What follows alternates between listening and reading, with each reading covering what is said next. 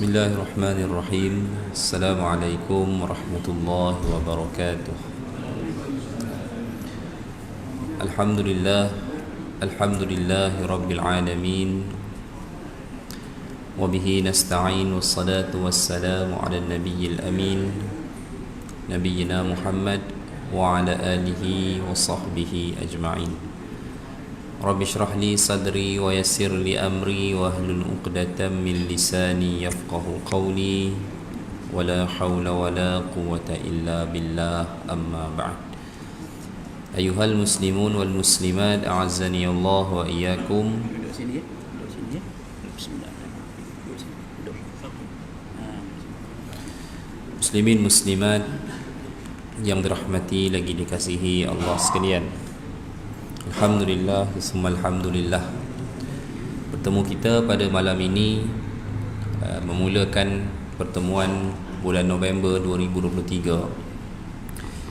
Dan hadirin yang dikasihi Allah sekalian, sebelum kita masuk meneruskan pengajian bulanan kita berkait dengan tajuk kajian nas berkaitan dengan peristiwa-peristiwa hari kiamat, dan kita sepatutnya memulakan tajuk berkenaan dengan tanda-tanda akhir. Tanda akhir tu dia bukan tanda besar lagi. Tanda akhir ni adalah tanda-tanda peristiwa-peristiwa yang berlaku betul-betul di penghujung dunia. Dan maksud di penghujung itu bukan lagi merujuk kepada satu fasa, era ataupun satu kurun abad, tetapi dia merujuk kepada kemungkinannya adalah tahun-tahun terakhir sebelum berlakunya hari kiamat. Dan kesemua peristiwa-peristiwa besar yang kita bincang sebelum ni telah pun berlaku. Maknanya tanda-tanda akhir ni dia berlaku, bukan telah berlaku sekarang. Peristiwa besar ni belum berlaku. Maksud saya, tanda-tanda akhir kiamat itu dia berlaku selepas berlakunya peristiwa-peristiwa besar hari kiamat, dan memungkinkan sebahagiannya berlaku setelah kewafatan Nabi Allah Isa alaihi salam. Maknanya tuan-tuan, selepas wafatnya Nabi Isa, dunia ni dia tak terus kiamat mengikut hadis.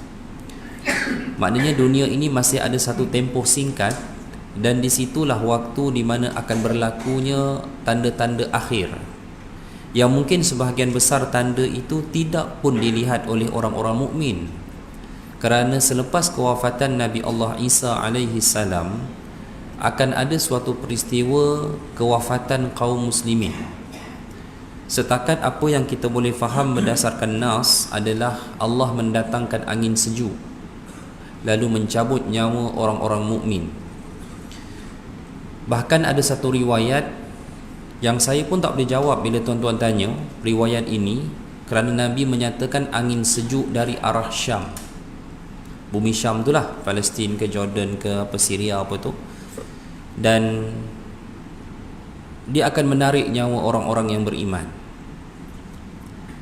Jadi bila Nabi sebut, Nabi spesifikkan angin sejuk dari arah Syam, adakah dia merujuk kepada berlakunya peristiwa itu hanya pada satu kawasan tertentu? Jadi dia ada banyaklah persoalan-persoalan yang timbul. Begitulah hadirin sekalian.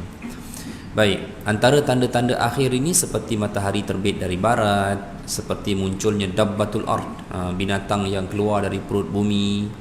Dan rata-rata para ulama menyimpulkan peristiwa terakhir atau tanda terakhir adalah munculnya api dari Aden. Aden ni kawasan Yaman, kawasan Yaman di bahagian teluk itulah. Dia ada satu kawasan Aden, dia ada pelabuhan Aden kawasan tu kan, yang mana akan muncul api di situ, mengaut manusia, menghimpunkan manusia di negeri Syam, dan berlakulah kiamat.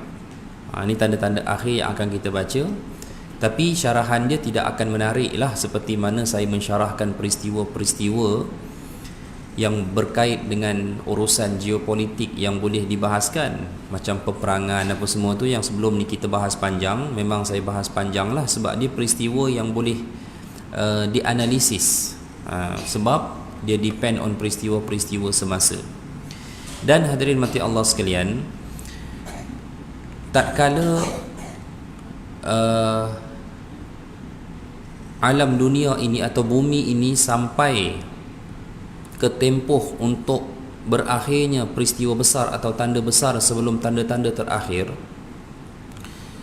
akan berlakulah penamatan legasi kaum Yahudi.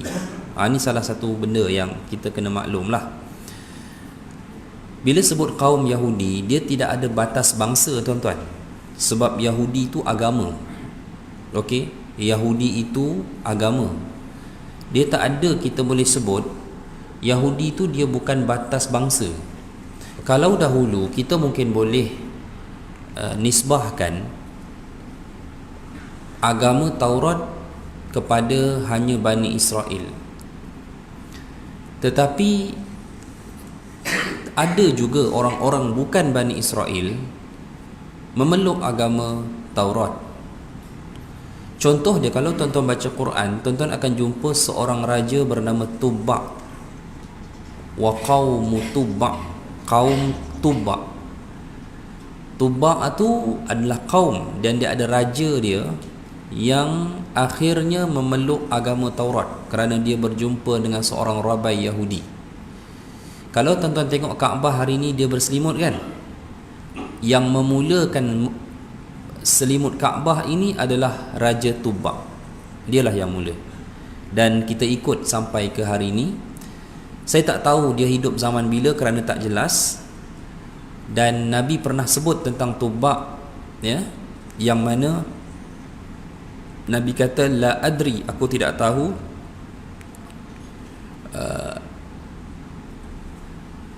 at-Tubba' kana nabiyan abla. Yang Nabi kata Tubba' itu, kata Rasulullah, aku tak tahu sama ada dia itu seorang nabi ataupun bukan. Seperti Nabi pernah bercakap soal yang sama kepada Zulkarnain. Aku tak tahu dia nabi ataupun dia bukan nabi. Tapi Zulkarnain bukan ahlul kitab. Dia seorang penganut agama Hanif yang lurus agamanya berdasarkan syariat Ibrahim alaihi salam. Tapi bukan beragama dengan Taurat. Tapi Tubba' akhirnya dia memeluk agama Taurat. Jadi sebelum berakhirnya tanda-tanda besar atau peristiwa-peristiwa besar, akan berlakulah penghapusan kaum Yahudi di atas muka bumi ini. Ya. Bagaimanakah cara kaum Yahudi dibinasakan? Dalam apa yang sering ataupun pernah saya bahaskan, akan berlaku peperangan terakhir antara kaum muslimin dengan kaum Yahudi sewaktu telah turunnya Nabi Allah Isa alaihi salam. Peperangan itu berlaku di bumi Syam.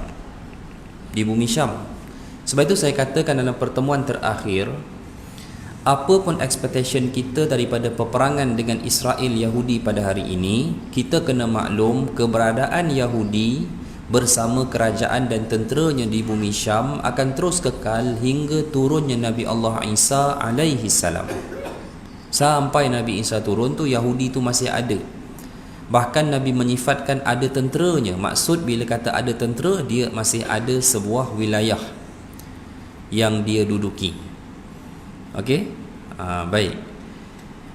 Kenapa saya katakan bahawa Yahudi ni dia tak terbatas kepada bangsa, so dia agama. Kita kena balik semula kepada sejarah.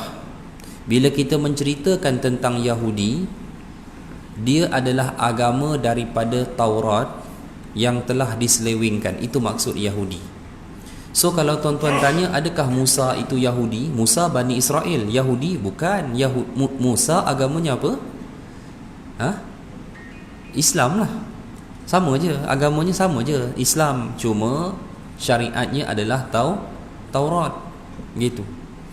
Ada orang duk sangka Yahudi macam Nabi Musa lah. Bila pula Nabi Musa jadi Yahudi? Tak. Okey. Yahudi ni dia agama Taurat yang dianuti oleh Bani Israel setelah diselewengkan. Jadilah penganut-penganut Yahudi. Tuan-tuan tahu tak macam mana Bani Israel ni berpecah? Bani Israel ni dia bani yang paling banyak Nabi. Beratus, ada kata beribu Nabi dia. Dan mereka telah mencapai suatu kejayaan yang begitu hebat di zaman Nabi Allah Sulaiman alaihi salam. Timeline dia sekitar 900 tahun sebelum Masihi, yakni sebelum Nabi Isa dilahirkan. Kerajaan yang dibina oleh Nabi Allah Daud dan anaknya Sulaiman adalah di Jerusalem, di Baitul Maqdis. Maknanya istana Balqis yang terangkat dalam surah An-Namlu itu, diangkat daripada Yaman itu sampai ke Baitul Maqdis. Kisah itu. Jadi hadirin sekalian, Bani Israel berada pada puncak keagungan dia di zaman Nabi Allah Sulaiman, 900 tahun sebelum Masihi. That mean hampir 3000 tahun dahululah. Sekarang 2023. 2923 tahun. Memang dekat 3000 tahun dulu cerita ni. Tetapi setelah kewafatan Nabi Allah Sulaiman alaihi salam, berlaku perpecahan dalam kalangan Bani Israel. Nabi Sulaiman bukan Rasul, Nabi. Syariat kekal ikut Taurat. Nabi Sulaiman, Nabi memimpin Bani Israel. Jadi Nabi Sulaiman tak ada apa-apa syariat baharu pun, melainkan follow sahaja syariat Nabi Musa. Cuma setelah Nabi Sulaiman meninggalkan kaum Bani Israel dengan keagungan, kekuasaan, kerajaan, kemewahan, merentas kurun daripada tahun 900 sebelum Masihi itu tuan-tuan, sampailah ke era sekitar tahun 500 Masihi. Maknanya 400 tahun selepas itu. Dia tahun sebelum Masihi ni dia terbalik tuan-tuan. Dia makin jauh, dia macam mana ya? Dia makin ke sini dia makin kurang lah angka dia. Jadi sampai ke era 500 tahun sebelum Masihi, iaitu selepas Nabi Sulaiman tinggalkan Bani Israel wafat 400 tahun. Bani Israel tu dia berpecah tuan-tuan. Ni tuan-tuan kena faham. Nak faham cerita Yahudi Palestin hari ni, sejarah ni kena faham. Dia berpecah. Bila dia berpecah, dia terbentuk dua kerajaan Bani Israel. Satu yang kekal di Baitul Maqdis, iaitu kerajaan yang dominan antara dua ni. Kerajaan ini dipanggil kerajaan Judah. Pernah dengar Judah tak? Siapa Judah? Uish. Ajib jawapan. Judah pernah dengar tak? Judah ni salah seorang anak Nabi Yaqub alaihi salam. Judah namanya. Kenapa nama kerajaan Judah? Sebab dari 12 orang anak Nabi Yaqub, keturunan Judah inilah yang paling dominan, paling banyak berkuasa. Maka terbentuk kerajaan Judah di Baitul Maqdis. Apa status kerajaan Judah ni?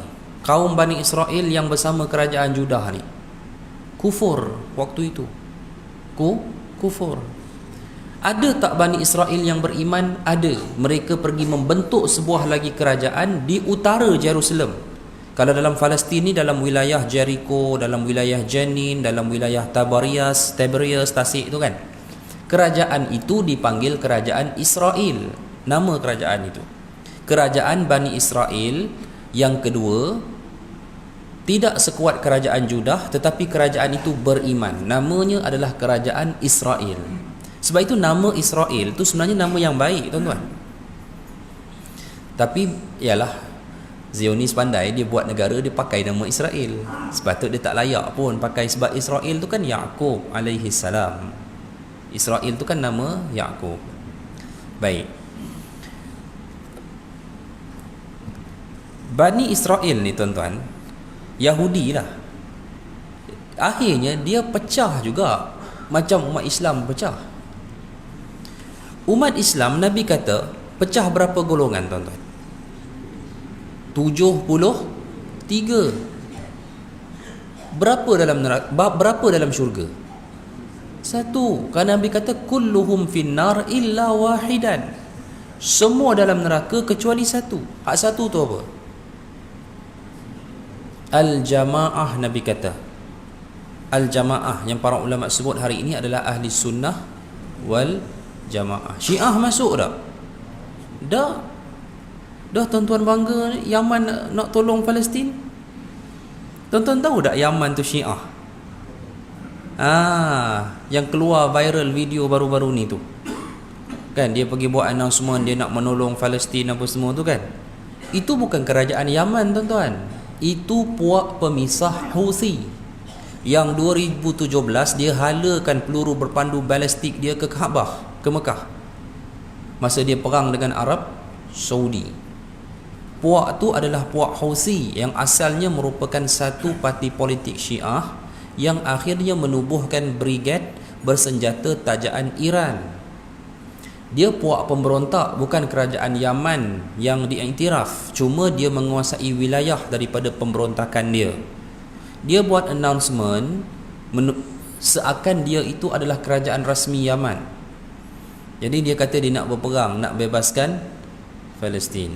Pertama mengarutlah, dia nak akses kat mana tuan-tuan, dia nak pergi kat mana.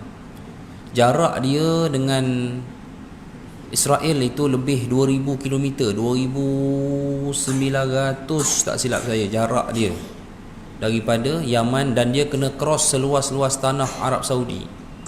Sebab itu tuan-tuan kena faham, bila dia lepaskan peluru berpandu balistik ketika melintas ruang udara Jordan, Jordan pintas. Jordan kena kutuk habis tuan-tuan. Dah naik kufur dah raja dia kalau ikut mazhab TikTok. Budak-budak muda buat konten kan, saya duk tengok budak seorang budak perempuan nampak baik lah tuan-tuan. Dia kata, tuan-tuan tahu tak peluru berpandu yang sepatutnya sampai ke Israel itu dipintas oleh siapa? Jordan tuan-tuan, Jordan. Tuan-tuan, kita kena faham benda-benda ni agar kita tak terbelit dengan fitnah. Saya kalau jadi Raja Jordan pun saya akan pintas tuan-tuan. Jordan mesti dah cakap dah, kamu nak attack, kamu attack, jangan libatkan ruang udara kami. Peluru berpandu balistik dia boleh kontrol.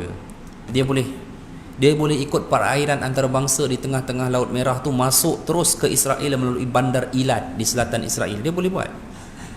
Dia lalukan atas ruang udara Saudi, dia lalukan atas ruang udara Jordan. Dia jadi macam ni, macam tu. Sebab dia tahu tindakan Jordan akan pintas. Kenapa Jordan pintas tuan-tuan? Adakah Jordan sokong Israel? 1948 Jordan perang dengan Israel, 1967 Jordan perang dengan Israel.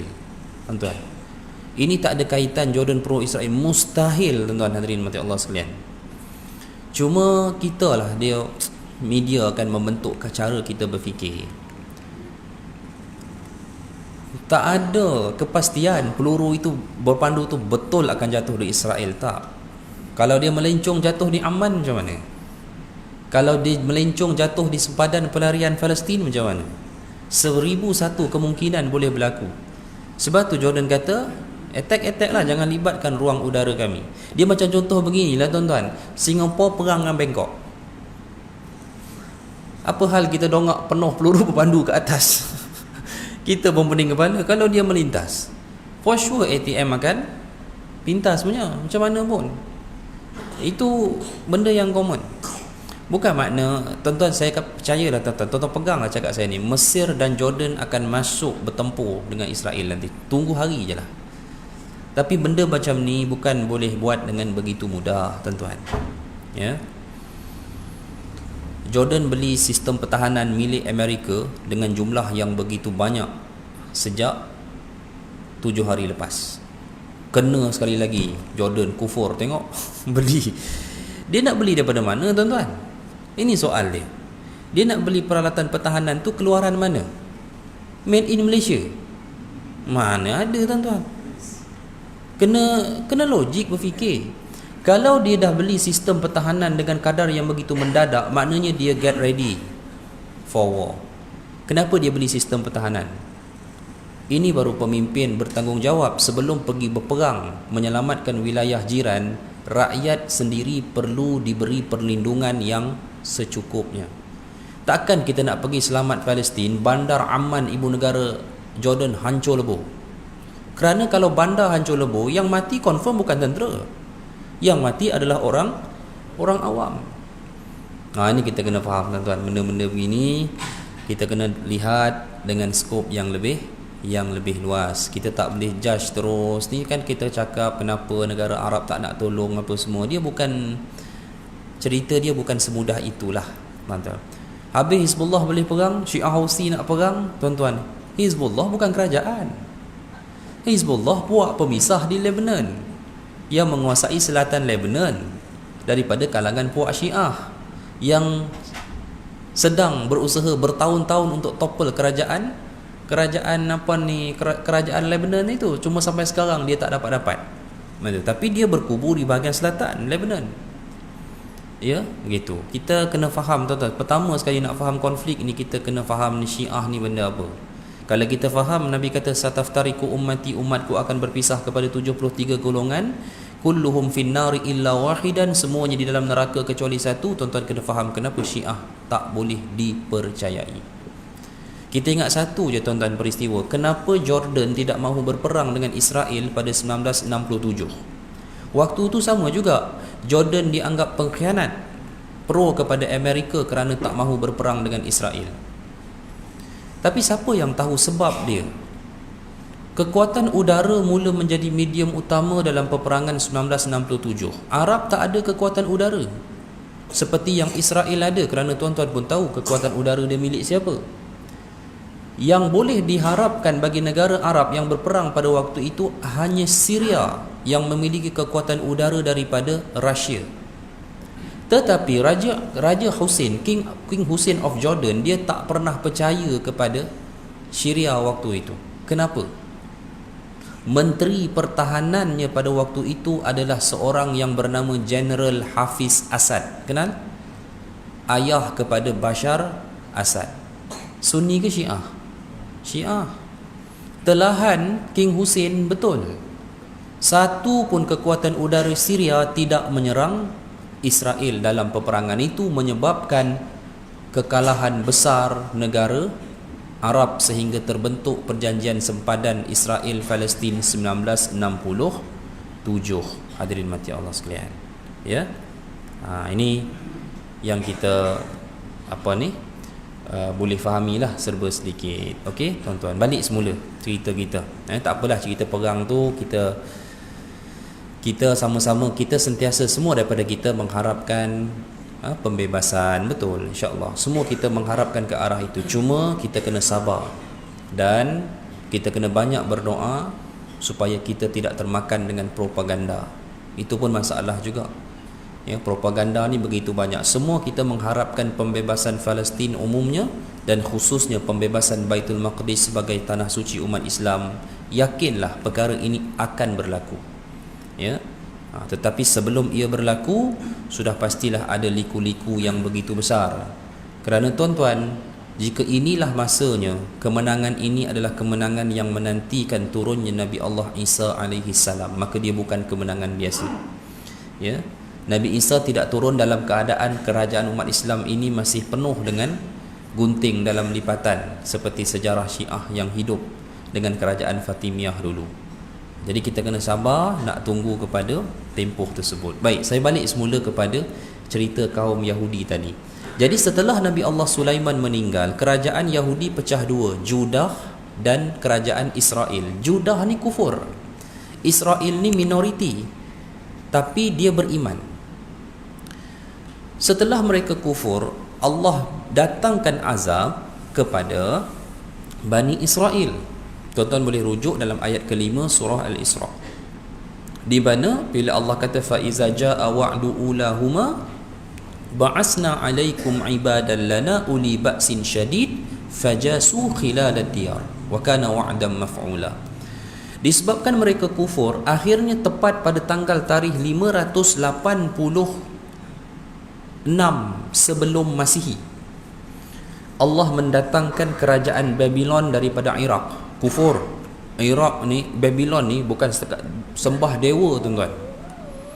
Habis dewa dia sembah. Dewa kopi Zeus pun dia sembah, dewa perempuan Starbucks tu kan dewa-dewa semua tu. Semua dewa belaka tu. Zeus tu pun muka dewa. Starbucks tu tak tahu lah mak saudara dia ke nenek dia ke, lebih kurang lah tu dewa juga tu. Tapi dewa-dewa tu semua pernah disembah oleh kerajaan Babylon dulu. Okey, kerajaan Babylon ni memang sembah dewa-dewa ni, ahlu syirik lah. Dia orang datang Jerusalem, dia orang bantai habis-habisan kerajaan Bani Israel, baik kerajaan Judah baik kerajaan Israel pun kena juga, tuan-tuan.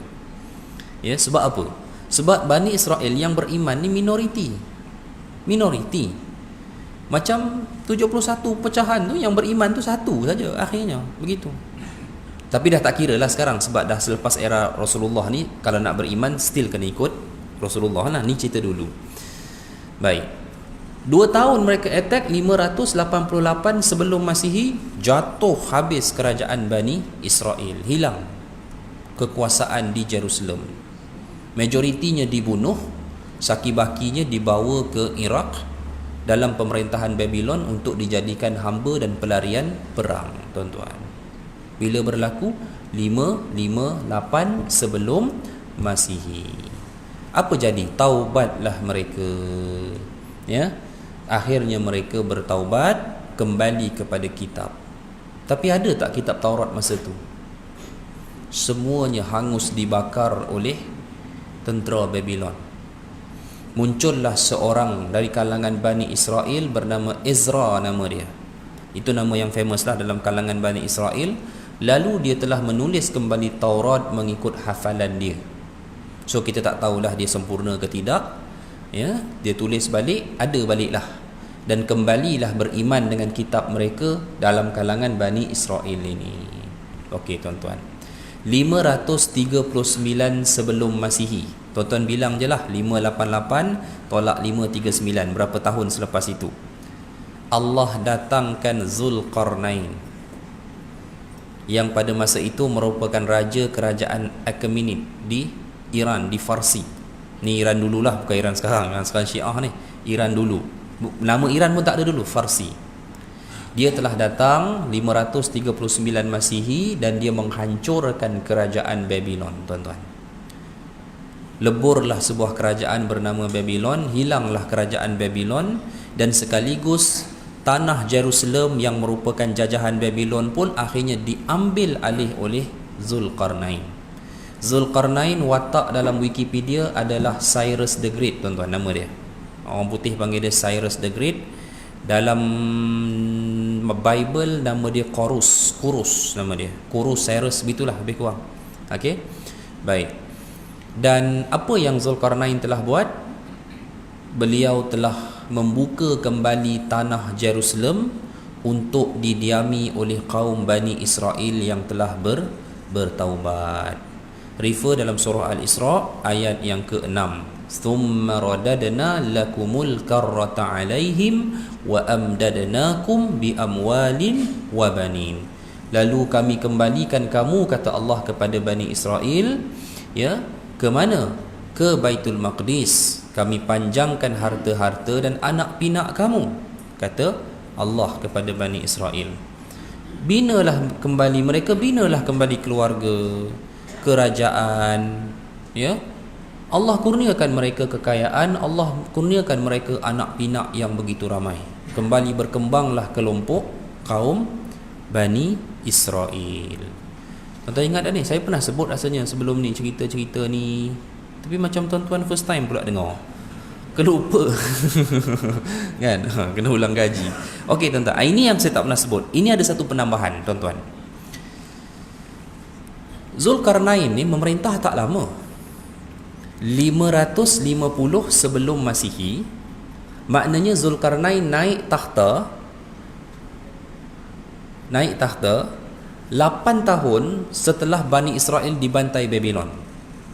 Okey, 8 tahun lepas tu Zulkarnain naik takhta.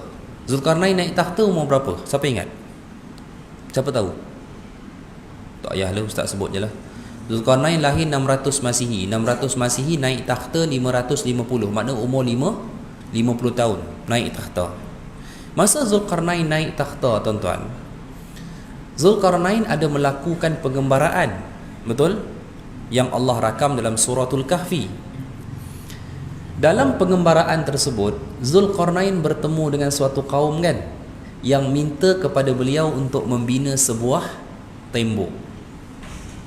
Tembok itu adalah dibina, tembok itu dibina di sebuah jalan di tengah-tengah kawasan pergunungan yang merupakan satu-satunya akses daripada Eropah nak turun ke wilayah tengah ni, wilayah Arab ni lah, Turki apa semua, Farsi Arab.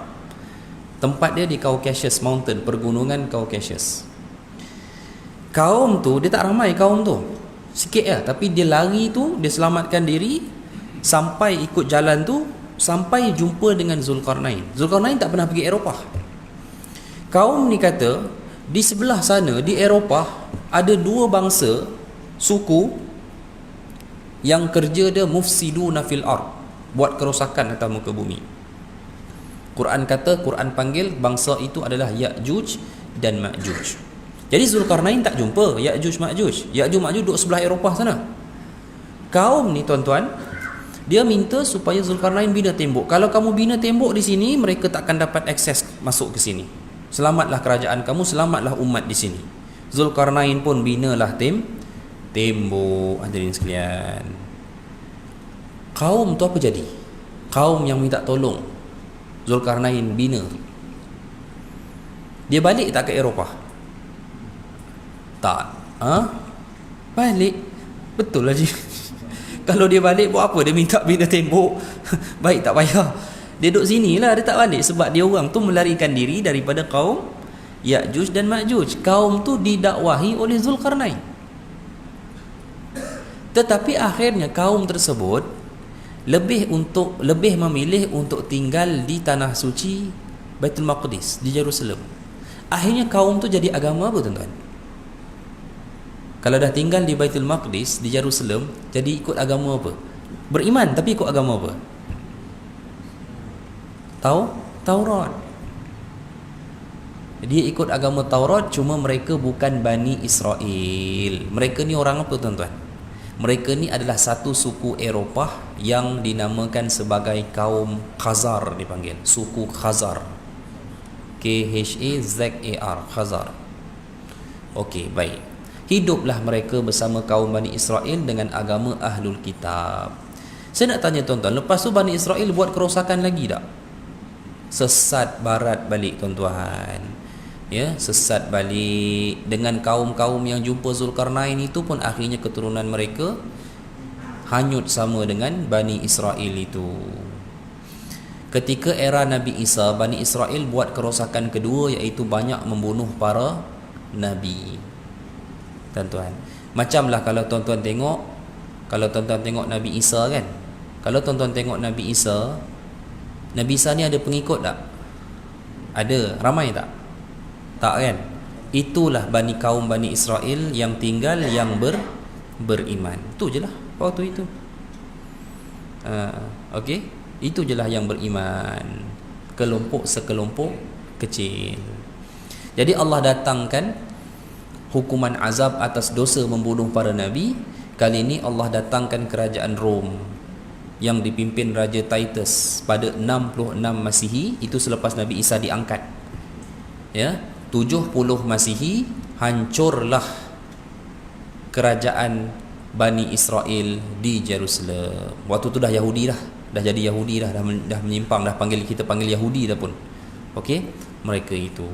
Jadi apa yang Rom buat? Rom menyekat dan menghalang Bani Israel untuk tinggal dan masuk di tanah Baitul Maqdis dan Jerusalem. So apa jadi Bani Israel waktu itu? Mereka bertebaran ke seluruh dunia. Itulah punca hari ini tak ada siapa kita boleh panggil Bani Israel, tuan-tuan. Sebab apa? Identiti asal kaum Bani Israel lenyap disebabkan oleh kaumnya berpecah, tuan-tuan. Pecah habis. Pergi ke Afrika, pergi ke Afrika Tengah, Afrika Utara, pergi ke Arab, pergi ke Timur, pergi ke semua tempat yang boleh mereka duduk dan diami. Akhirnya mereka asimilasi dengan penduduk tempatan. Ya, sebab itu kalau tuan-tuan refer ayat 100 surah Al-Isra, fa iza jaa wa'dul akhirah ji'na bikum lafifa. Apabila kami tetapkan janji balasan yang kedua, dan selepas itu kami tempatkan mereka hidup bercampur baur. Itu makna lafifa, yakni bercampur baur dengan kaum lain, yang menyebabkan hilangnya identiti Bani Israel. Sebab tu Yahudi yang Nabi jumpa di Madinah tu keturunan dia orang lah.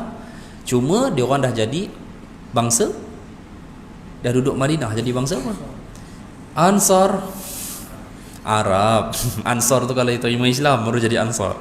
Ya, jadi mereka jadi bangsa Arab. Yang pergi ke Afrika jadi orang Afrika yang selalu saya sebut sampai sekarang wujudnya African Jewish itu. Orang-orang Yahudi dari kalangan Afrika. Yang pergi ke Farsi jadi bangsa Farsi, jadi kaum Iran. Ya, bertebaranlah mereka hampir ke seluruh dunia. Tapi tuan-tuan hadirin sekalian, yang duk jumpa Zulkarnain tu, keturunan mereka akhirnya balik ke mana? Dia orang asal mana? Eropah kan? Akhirnya selepas pecah tu, dia orang balik mana? Dia orang balik semula ke Eropah, kepada kaum asal mereka. Mereka balik ni lebih kurang tahun 900 Masihi tuan-tuan, 300 tahun selepas zaman Nabi. Okey, still Yahudi, dia orang tak masuk Islam. Sebab kebanyakan mereka tak pergi ke tanah Arab. Kebanyakan mereka tak pergi ke tanah Arab, jadi tak dapat Islam pada peringkat, kebanyakannya tak dapat Islam lah. Mereka banyak menetap di kawasan-kawasan pergunungan di sebelah-sebelah utara Turki itulah, kawasan-kawasan situ. Akhirnya mereka buat keputusan balik semula ke Eropah, balik semula kepada kaum asal mereka. Dan waktu itu kaum Khazar telah menjadi pelarian perang. Maknanya kerajaan mereka dah hancur lebur, dihancurkan oleh dua suku bangsa perosak Eropah ini. Kerajaan mereka dah hancur tuan-tuan. Mereka menjadi pelarian perang, mereka jadi hamba. Dan sekelompok yang balik daripada Timur Tengah yang beragama Yahudi itu pi dakwah kaum dia, dan orang-orang Khazar akhirnya memeluk agama Yahudi.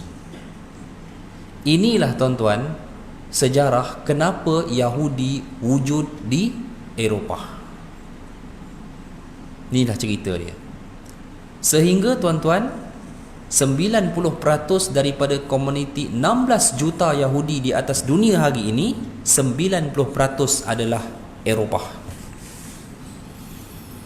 Yahudi, sebanyak-banyak Yahudi darah keturunan Bani Israel yang bertebaran di Timur Tengah, yang menjadi bangsa-bangsa Timur Tengah itu, hari ini hanya sekitar bawah 10% sahaja.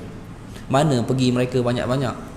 To be honest lah, banyaknya telah memeluk Islam.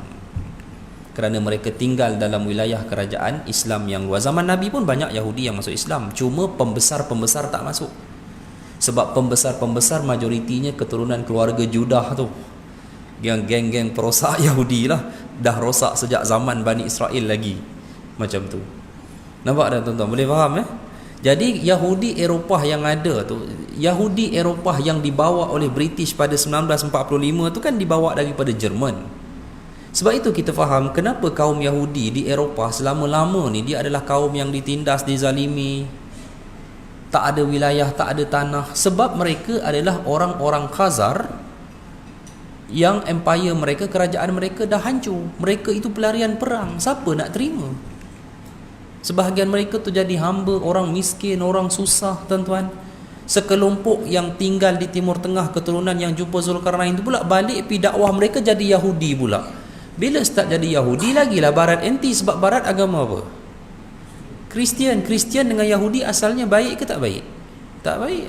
Yang ni kita nak faham. Sebab itu tak ada siapa pun negara Eropah nak terima dia orang. Kalau ikut cerita dulu kesian jugalah. Tapi ikut cerita sekarang tak boleh nak kesian. Dia pergi lanyak pula orang Palestin. Tapi dulu memang dia orang jadi mangsa lanyak di Eropah. Sebab itulah peristiwa Holocaust tu pada 1933, komuniti Yahudi Khazar itu, bangsa Khazar yang akhirnya dipanggil Ashkenazi lah, sebab Ashkenazi itu Jerman, sebab dia orang banyak tinggal di Jerman Timur. Ya. Komuniti itu pada 1933 ada 9 juta orang tuan-tuan. Cuba tuan-tuan tengok populasi Melayu Malaysia tahun 1933. Tuan-tuan rasa ada tak 9 juta? Mana ada? Tak ada. 1933 tak ada. Tengok penduduk tanah Melayu 1933 berapa? Dia orang dah ada 9 juta tuan-tuan 1933 populasi itu. Apa jadi? 6 juta mati dibunuh pada 1942. tinggal 3 juta. Ketika British bawa dia orang masuk ke Palestin tu, dia orang tinggal 3 juta, tapi masih merupakan kaum Yahudi majority di atas muka bumi ni. Itulah sejarah dia, tuan-tuan. Sebab tu ada orang tanya saya, dia lama akan dengar kuliah dengan saya, lepas tu dia tanya, dia kata, ustaz, dia kata, cerita Yahudi ni kan cerita Bani Israel, keturunan dia orang. Saya kata betul, walaupun legasi bangsa dah tak ada, tapi ialah cerita asal Yahudi dan Bani Israel ni di Baitul Maqdis tu. Tapi kenapa majoriti orang Yahudi sekarang, dia orang ni asalnya duduk di Jerman? Tu dia tanya saya. Tapi tuan-tuan dah faham kan malam ni kan cerita dia? Boleh cerita kat kawan-kawan nanti, sambil-sambil ngopi tu. Tapi tak tahulah tuan-tuan cerita balik sama ke tidak. Jangan lain bersanya kan. Tapi saya rasa, saya yakinlah tuan-tuan boleh fahamlah cerita ni. Sebab itu Yahudi Eropah itu, yang pada hari ni pun dalam penduduk Israel ni dia ada 9.8 juta. Saya ingat tahun ni dah 10 juta kot penduduk dia Israel tu lah. 21% Arab Palestin. Saya ceritakan tadi, sekarang ni dalam 1.9 juta ke 2 juta daripada 10 juta penduduk Israel adalah Muslim Palestin yang telah sah menjadi warga negara Israel. Okey, so bakinya itu majoritinya adalah orang Yahudi, dan majoriti orang Yahudi itu pun majoritinya daripada Eropah, daripada suku Khazar tadi, yang kalau dibuat kajian genetik mereka itu memang tidak ada, bukan tak ada lah, terlalu amat jarang daripada kalangan mereka itu boleh ditemui adanya genetik Timur Tengah. Maksudnya dia orang memang tak ada kaitan langsung pun dengan keturunan 12 orang anak Nabi Allah Yaqub alaihi salam. Sebab itu kita dimomokkan, kononnya ada the lost tribe tu kan, dia apa tu, klan ke-13 Bani Israel yang hilang. Pernah dengar ke? Tak pernah dengar? Tak apalah, saya cerita sikit lepas Isya, insya-Allah ya. Wallahu alam.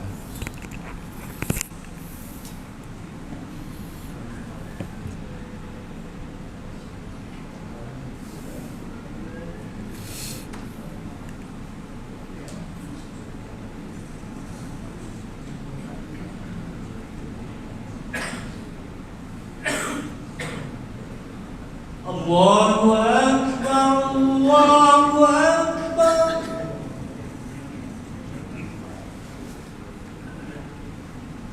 Allahu Akbar, Allahu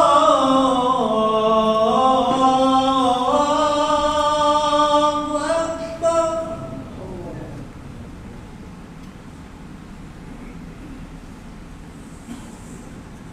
Ashhadu an la ilaha illallah.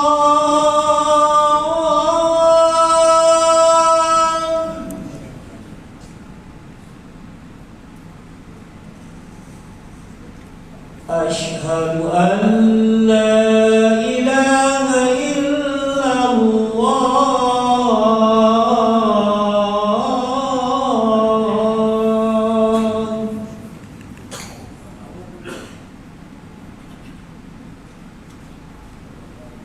Ashhadu anna Muhammadar Rasulullah.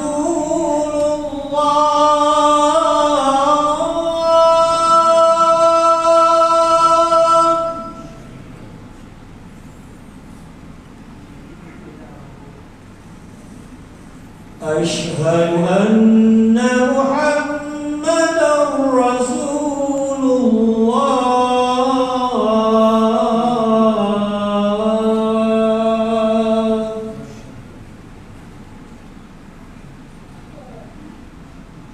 Hayya 'alas salah.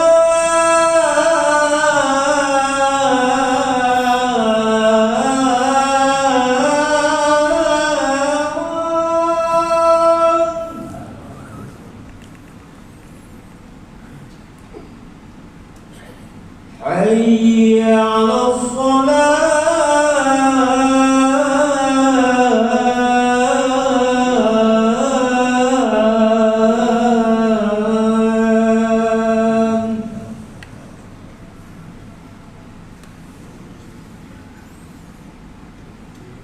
حي على الفلاح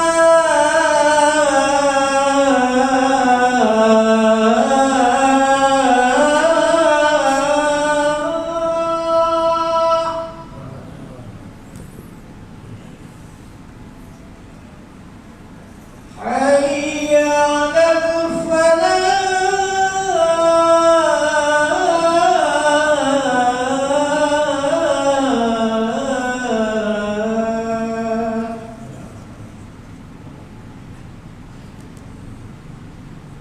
الله أكبر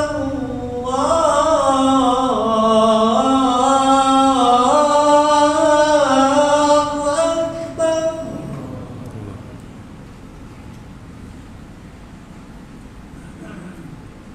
لا إله إلا الله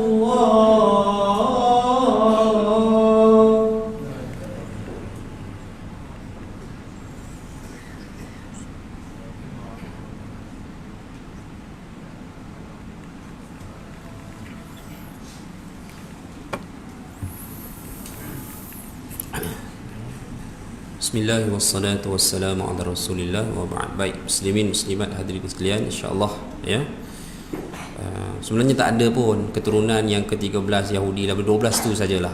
Sebenarnya itu adalah sebuah naratif yang dibina untuk meyakinkan dunia bahawa Yahudi yang datang daripada Eropah yang menempati tanah Palestin hari ini sebagai kaum yang datang dari Bani Israel juga, untuk mereka menjustifikasi mereka berhak duduk di atas tanah itu sajalah tuan-tuan. Kita tak payahlah percayalah benda-benda tu apa semua.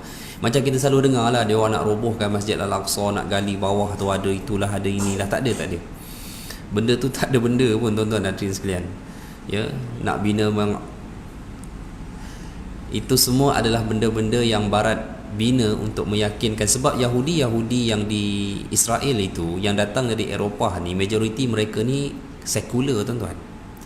Dia orang ni boleh saya sifatkan macam tak tahu menahu apa pun tentang apa erti sebenar Yahudi. Jauh sekali memahami kitab. Kan? Yang faham ortodoks. Ortodoks ni tak baik, tak semesti baik. Ramai orang kata yang baik ortodoks kan. Dia macam ni, bukan semua ortodoks tu betul. Kalau nak kata Yahudi, ada tak yang beriman? Definisi beriman hari ini mesti beriman dengan Rasulullah SAW. Maka kalau namanya Yahudi, dia Yahudi lah. Dia tak ada yang beriman sebab dia orang tak terima Nabi SAW. Cuma dalam kalangan Yahudi tu, ada tak yang betul-betul follow kitab? Ada. Memang ada. Ya. Dia hanya ada 2 kelompok sahaja dan jumlah mereka terlalu minoriti. Dan mereka adalah cabang ortodoks.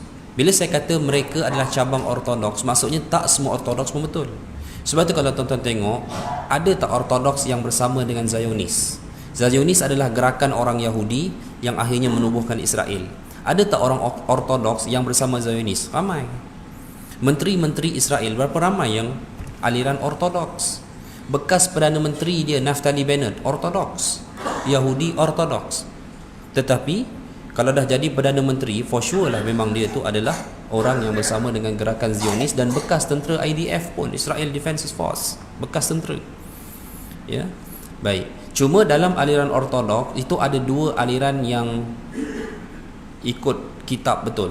Agodai Yahudi ke apa nama satu, dan Nachuri Karta aliran dia. Nama-nama ikut nama itulah. Dan diorang ni sangat minoriti. Yang tuan-tuan tengok mereka bersama-sama dengan orang Palestin tuntut pembebasan tu, yang menentang Zionis. Diorang tu lah, tak ramai pun.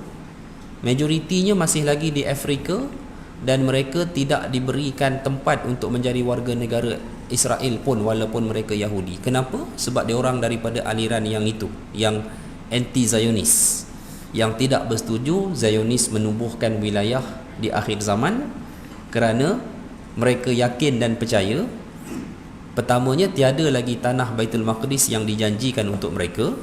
Yang kedua, jika Yahudi membina kerajaan di akhir zaman, itu menandakan kehancuran mereka semakin hampir. Itu je. Wallahu a'lam tuan-tuan ya. Baik. Okey. Ada soalan insya-Allah. So dalam minggu yang ketiga nanti kita akan masuk kepada tanda akhir lah, insya-Allah. Mungkin kita akan mulakan dengan dabbatul ard, iaitu binatang yang keluar dari perut bumi. Baik, ada soalan? Okey, clear? Ya. Haji, tak ada soalan malam ni? Tak faham dia. Tak faham dari segi Yahudi. Bukan bangsa. Dia mak agama.